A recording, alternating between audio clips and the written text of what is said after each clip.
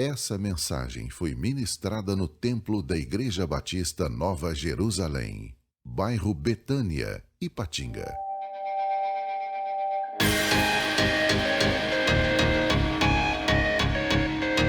O tema da mensagem é marcas de uma igreja saudável. E 1 Coríntios, capítulo 12, versículo 26 e 27, está escrito assim: de maneira que se um membro padece, todos os membros padecem com ele. E se um membro é honrado, todos os membros se regozijam com ele. Ora, vós sois o corpo de Cristo, e seus membros em particular. Nós vamos falar sobre marcas de uma igreja saudável, e o apóstolo Paulo, nesse texto do capítulo 12 de 1 Coríntios, ele compara a igreja a um corpo humano. E assim como o corpo humano ele precisa ser saudável, ele precisa de saúde, a igreja também ela precisa ser uma igreja saudável. A igreja precisa ser saudável e ela precisa proporcionar um ambiente saudável para todos. É muito triste quando uma igreja ela se torna um ambiente doentio, um ambiente tóxico. Então é necessário que todos os membros da igreja eles desejem fazer a sua parte para alcançar a saúde da comunidade em que se vive.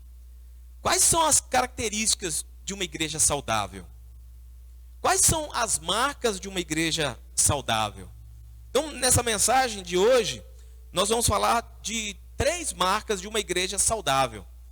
São mais, tem mais marcas, né? São 9 marcas, mas eu vou falar de apenas 3 hoje. E nas próximas mensagens, nós vamos falar das outras marcas. Então, qual a primeira marca de uma igreja saudável? A primeira marca de uma igreja saudável é ter um entendimento bíblico do que é conversão. Entendimento bíblico do que é conversão. Numa igreja saudável, os membros eles têm um entendimento bíblico daquilo que é conversão. No início do seu ministério, Jesus apregoava: arrependei-vos e credes no Evangelho. E o que é conversão? É arrependimento e fé. Nós nos convertemos dos nossos pecados para Deus. Recebemos a Cristo e confiamos somente nele como nosso único e suficiente Salvador. Conversão, irmãos, não é recitar um credo. Conversão não é repetir uma oração. Conversão não é ter que envelhecer para amadurecer. Conversão é sair da autojustificação para a justificação de Cristo. Conversão é sair do domínio do eu para o domínio de Deus. Conversão é sair da adoração aos ídolos para a adoração ao único Deus verdadeiro. A conversão ela acontece porque nós somos profundamente convencidos da nossa culpa, da nossa incapacidade. Nós somos convencidos que somente Jesus é o caminho, a verdade e a vida. E Ele é o único caminho que nos leva ao céu. Não tem outra forma. E quem é que nos convence de tudo isso? É o Espírito Santo de Deus. Em Efésios capítulo 2, no versículo 8, está escrito assim: pela graça sois salvos, mediante a fé, isso não vem de vós, é dom de Deus. Na conversão, a nossa mente ela tem que ser transformada. O nosso coração ele tem que ser substituído. Como dizia o profeta, trocar o coração de pedra por um coração de carne. E o nosso espírito ele tem que ser vivificado. Nós não conseguimos fazer nada disso. Tá? A mudança que todo ser humano precisa, ela é tão radical, ela é tão profunda, que somente Deus pode realizar. Quando eu me converti a Cristo, eu chorava muito. Eu fiquei muito emocionado. Eu era adolescente ainda. E na minha vida cristã, eu já presenciei momentos em que as pessoas entregam a vida a Cristo. Alguns ficam emocionados e choram, igual eu chorei. Outros nem tanto. Mas a gente tem que entender que isso não é o padrão. A pessoa que realmente se converte, ela muda de vida. Você nota a mudança pelos frutos. É só observar. O novo convertido trocou o velho homem pelo novo homem, ou ele continua do mesmo jeito? O novo convertido, ele está disposto a lutar contra o pecado, ou ele continua do mesmo jeito? Ele está disposto a tirar o seu tempo para se reunir com novos irmãos, ou ele quer continuar em casa? O novo convertido reage de maneira diferente quando ele está passando por provação, ou ele age da mesma maneira quando ele era descrente? São perguntas para a gente fazer uma análise, porque esse momento é muito sério. Esse momento da conversão, ele é muito sério, e se não for tratado com seriedade, com a seriedade que merece, o processo de discipulado dessa pessoa fica todo comprometido. Nós teremos crentes que já nasceram doentes no momento da sua conversão. Então, a igreja precisa entender biblicamente sobre a conversão. Isso é a marca de uma igreja saudável. Qual a segunda marca de uma igreja saudável? É o entendimento bíblico do que é evangelização. Evangelização. O que tem deixado muitas igrejas doentes, irmãos? São as suas pregações. Tá? São as suas pregações. Hoje, nós temos péssimas mensagens de autoajuda, que não ajudam em nada. Essa é a verdade. Só atrapalha o crescimento espiritual do homem. É mensagem que a todo momento procura nos fazer sentir assim que Deus é obrigado a fazer todos os meus mimos, cumprir todos os meus desejos, para que eu possa me sentir bem. Essas são as mensagens que permeiam por muitas igrejas hoje. Igrejas que trabalham assim, elas não proclamam as boas novas de salvação. Elas somente proclamam a exaltação do homem. Numa igreja saudável, os membros, eles têm consciência de que existe uma missão dada pelo Senhor Jesus a todos nós, que é o ide e pregai o evangelho. Ide e pregai o evangelho a toda criatura, é uma ordem do Senhor para nós. E assim como a mensagem de boas novas, ela me alcançou, ela te alcançou, nós temos que ter consciência de que essa mensagem ela precisa ser anunciada para outras pessoas. Então, como igreja, nós precisamos anunciar o evangelho. Temos que anunciar o evangelho por meio do nosso testemunho. Temos que anunciar o evangelho por meio de ensino. Temos que anunciar o evangelho por exposição da palavra. A gente não pode ter medo de falar de Jesus para outras pessoas. Nós estamos falando de algo muito sério quando nós falamos sobre ter consciência de evangelização, porque nós estamos falando sobre o destino da pessoa, que é o céu ou inferno.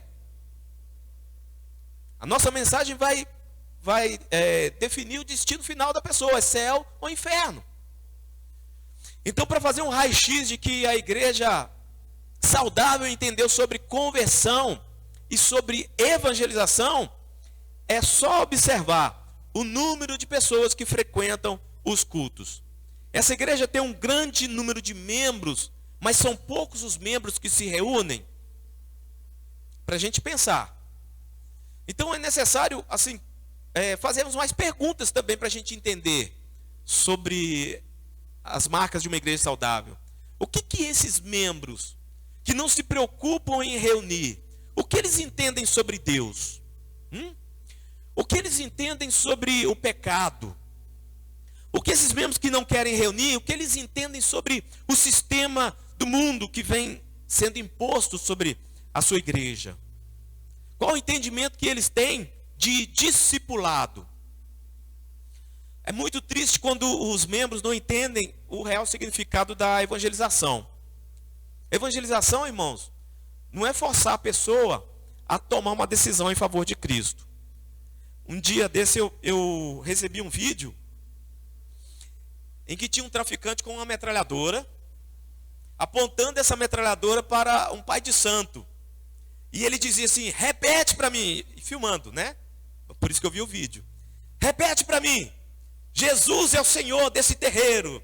Aí O cara está com a metralhadora apontada para ele. O que vocês acham que ele vai fazer? Aí ele falou: Jesus é o Senhor desse terreiro. Aí o traficante falou assim: paz do Senhor, irmão, seja bem-vindo. Agora acaba com tudo isso aí e vem reunir conosco. Isso é conversão, irmãos? Isso é conversão? Até a gente ri um pouco, né? Primeiro, o cara que está com a metralhadora não se converteu. É lógico. E o outro que confessou o Senhor Jesus ali também, ele foi no calor da emoção, né? Ele foi meio forçado, também não se converteu, né? Parece uma piada, mas é muito sério. E da mesma maneira, muitas pessoas às vezes tentam enfiar Jesus aonde não cabe, né? Então, evangelização não é impor aos outros as nossas opiniões, né? Tentar forçar um nascimento espiritual é como, imagine como se você estivesse no vale de ossos secos. O Senhor levou o profeta lá no vale de ossos secos e dizia: profetiza. E aí os ossos começaram a ter vida. Mas quando você tenta forçar o nascimento espiritual, é como você estivesse no vale de ossos secos, com um tubinho de cola, tentando colar cada osso do seu próprio jeito, na sua própria sabedoria, na sua própria força. É isso, na sua própria habilidade. Tá? Então, evangelização não é forçar um nascimento espiritual. Evangelização também não é apresentar uma defesa racional da fé. A gente apresenta quando nós somos questionados. Evangelização também não é realizar boas obras. E eu quero que você entenda, não me leve a mal, não me interprete a mal, até porque a nossa igreja aqui, a Igreja Batista Nova Jerusalém, nos últimos anos nós temos doado, irmãos, toneladas. Nós temos feito muitas doações, tá? O que eu quero dizer é que essas práticas, elas acompanham a evangelização, mas elas não são evangelismo. Entenderam? Elas acompanham a evangelização, mas elas não são o evangelismo. Evangelismo, irmãos, é compartilhar as boas novas. As verdadeiras conversões, elas acontecem quando nós falamos dessas boas novas. Em Atos capítulo 18, no versículo 9 e 10, o texto lá relata que Paulo estava na viagem à Macedônia, e aí Jesus aparece para ele numa visão à noite e diz assim: não tenha medo, continue pregando, não fique calado, pois estou com você, e ninguém vai lhe fazer mal ou feri-lo, porque tenho muita gente nessa cidade. Então, quando eu estou evangelizando, eu estou tentando fazer a pessoa entender que existem 3 fatos sobre a decisão que ela precisa tomar em resposta ao evangelho. E o primeiro fato é que a decisão tem um preço. Lucas capítulo 9, versículo 62, Jesus fala assim que ninguém que põe a mão no arado e olha para trás é apto para o reino de Deus. Então, toda decisão, ela tem um preço. Então tem que ter atenção para essa decisão. O outro ponto é que a decisão, ela é urgente. Essa decisão, quando nós apresentamos o evangelho para a pessoa, ela tem que ser feita logo. A pessoa tem que tomar essa decisão logo. Em Lucas capítulo 12, no versículo 20, Jesus conta a história do rico insensato que mandou destruir os celeiros, aumentar os celeiros, juntar muito dinheiro. Ele dizia: tenho dinheiro para descansar, a alma descansa, come, bebe e folga. E aí Deus fala para esse cara assim: louco, hoje pedirão a tua alma, o que tens preparado, para quem será? Então, quando nós anunciamos o evangelho, a decisão tem que ser urgente. Não é, eu vou pensar, eu vou pensar amanhã. Não, ela tem que ser urgente. Ela tem que ser urgente. E o outro ponto é que a decisão é uma decisão que vale a pena ser tomada. Por isso a pessoa deve decidir entregar sua vida a Cristo. Jesus disse: eu vim para que tenham vida e tenham em abundância. É muito bom viver ao lado do Senhor. É ou não é verdade? Então é uma decisão que vale a pena ser tomada, né? Jesus veio para dar vida e vida em abundância. Em resumo, então essa é a mensagem que nós devemos transmitir aos nossos familiares, aos nossos amigos, aos nossos vizinhos. É a mensagem que a gente deve transmitir como igreja. A marca de uma igreja saudável é a prática da evangelização. O verdadeiro crescimento numérico de uma igreja, ele vem da parte de Deus para essa igreja, mas é por meio da evangelização. Não existe outra forma da igreja crescer. O crescimento numérico da igreja é através da evangelização. A terceira marca de uma igreja saudável é o entendimento bíblico de ser membro. Entendimento bíblico de ser membro. Essa igreja tem um entendimento bíblico do que é ser membro. Hoje nós vivemos uma falta de compromisso em ser membro de uma igreja. E quando eu falo em ser membro, não é apenas ter o nome em um cadastro da secretaria, tá? Mas é ser ativo, ser uma pessoa disposta a servir, uma pessoa grata, como um verdadeiro filho de Deus. Mas o que a gente tem visto ultimamente é uma indisposição em ser um membro ativo. Muitos tentam até provar biblicamente que não existia esse modelo de se reunir em templos, que não existia esse modelo de se reunir assim para culto, como nós estamos fazendo, que a gente está copiando o paganismo, que estamos sendo pagãos, e blá blá blá, blá blá blá, blá blá blá. Né? A pessoa não quer vir à escola bíblica dominical para aprender da palavra de Deus, mas ele também não quer vir ao culto, não quer participar das atividades da igreja, mas de repente ele vira teólogo para poder justificar a sua falta de compromisso como membro dessa igreja. Agora, quando a gente analisa as passagens do Novo Testamento, a gente vê que as igrejas daquela época, elas tinham sim uma lista de membros. A liderança, ela sabia quem pertencia à sua membresia e quem não pertencia. Eu vou usar alguns exemplos aqui.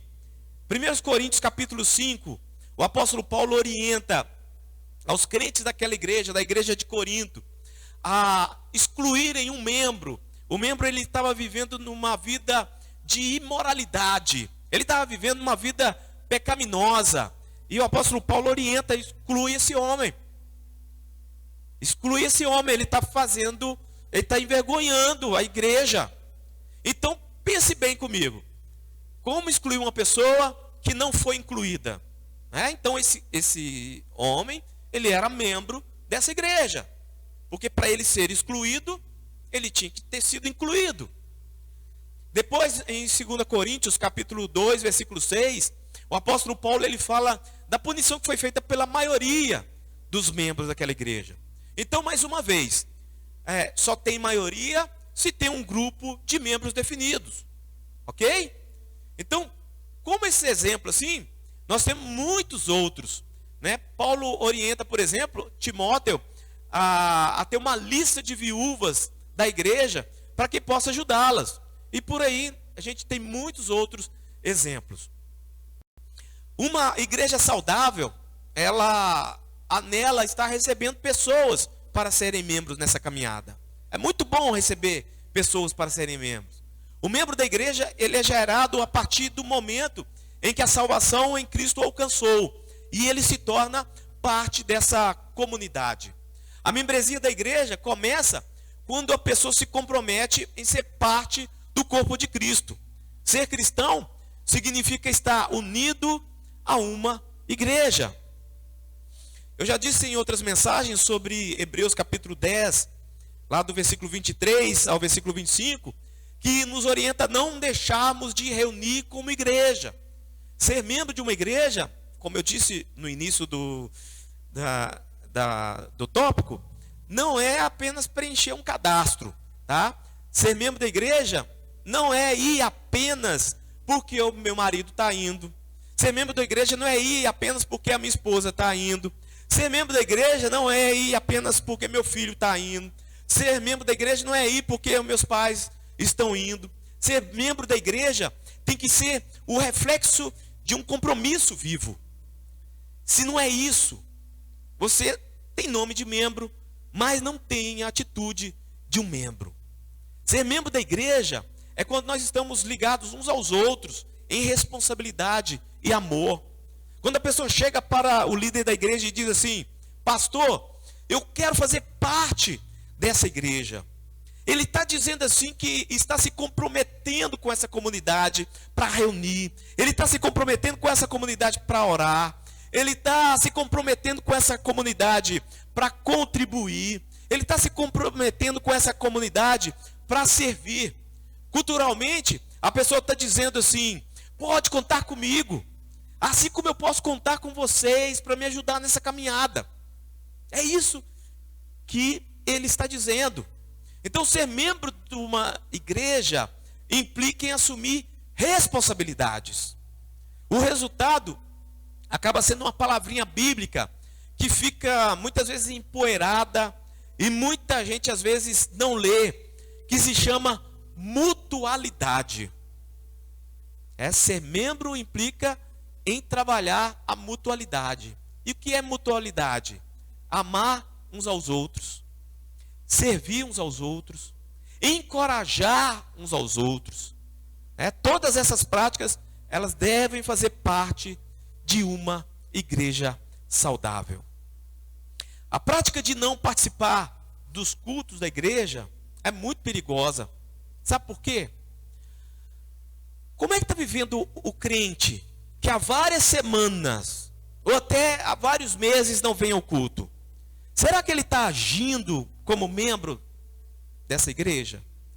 Como que está sendo o testemunho dessa pessoa lá fora?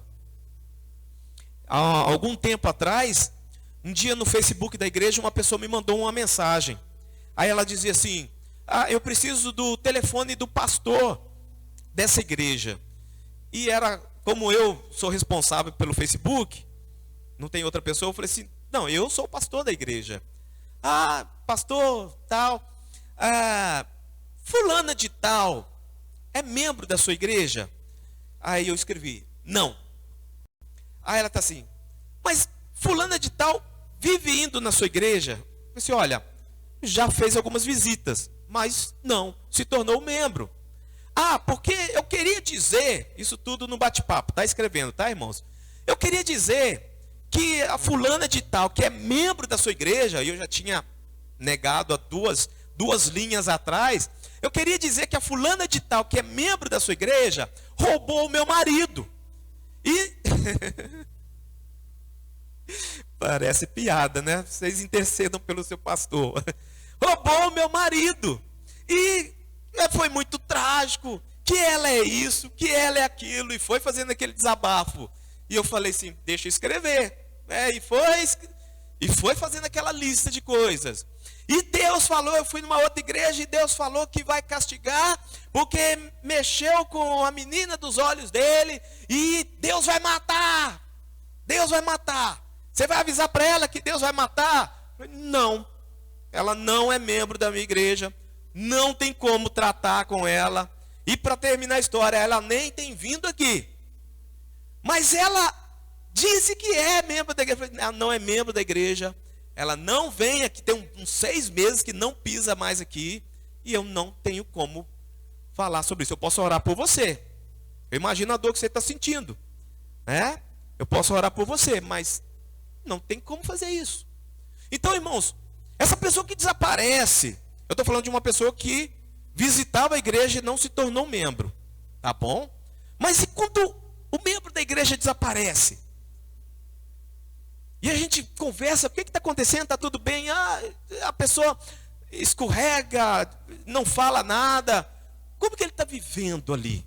Como que ele está vivendo a vida dele lá fora? É terrível. O membro da igreja que não participa dos cultos, ele acaba não se envolvendo com o verdadeiro discipulado. Esse crente, ele acaba perdendo experiências com Deus, irmãos. Esse crente, ele está quebrando aliança com Deus. Esse crente está quebrando aliança com a igreja, por simplesmente não querer cumprir o seu papel de ser membro. Quando existe uma membresia consistente, as ovelhas assim que são instáveis, elas olham assim e pensam assim: olha, eu tenho que ter uma postura de crente. Eu tenho que mudar a minha atitude. Está ficando vergonhoso eu aparecer uma vez no ano. Está vergonhoso eu aparecer de 3 em 3 meses. Uma membresia consistente, ela ajuda no amadurecimento dos seus membros. Tá? Uma membresia consistente ajuda a liderança da igreja a ver quem está trabalhando com pessoas, ou com quem ele pode contar para trabalhar com pessoas. Ele sabe que ele está trabalhando também com pessoas responsáveis. E essas pessoas vão poder ajudar de alguma forma na obra. E em tudo isso, Deus passa a ser glorificado. Então que o Espírito Santo ele possa nos mostrar que ser membro de uma igreja passe a ter, a partir de hoje, muito mais significado do que tem até ontem. Ser membro de uma igreja significa estar integrado ao corpo de Cristo. Ser membro de uma igreja significa viajarmos juntos, como peregrinos, forasteiros, em direção à Nova Jerusalém celestial. Amém? Essa é uma marca de uma igreja saudável. Tá? Essa é uma marca de uma igreja saudável. Eu quero que você receba essa palavra em nome de Jesus. Vamos orar? Vamos orar mais uma vez? Vamos nos colocar de pé?